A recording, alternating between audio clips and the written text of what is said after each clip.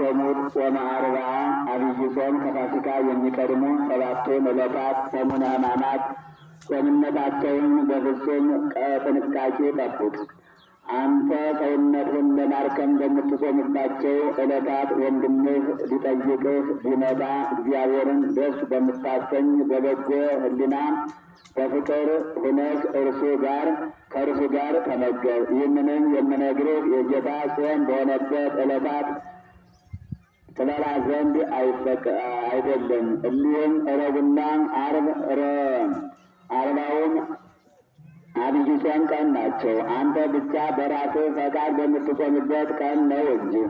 ይህም ሰኞ፣ ማክሰኞ፣ ሐሙስ ነው። በቅዳሜ ቀን ግን መጾም አይገባም። በቅዳሜ ቀን ፀሐይ እስኪገባ መጾም የሚገባ ሥራ አይደለም። የሚገባ ጊዜ አለ እንጂ እስከ 6 ጾም ባይሆን እስከ 7 እሑድ ቀን በጧት እጅግ ማልደህ በሌሊቱ ወደ ቤተ ክርስቲያን ሄድ። ስትሄድም ልቡናህ በመባከን ወዲያና ወዲህ አትይ። በንጹሕ ቅዳሴም ጊዜ ሕማሙን፣ ሞቱን፣ ትንሣኤውን እያሰብክ በፍጹም ፍርሃት ቁም።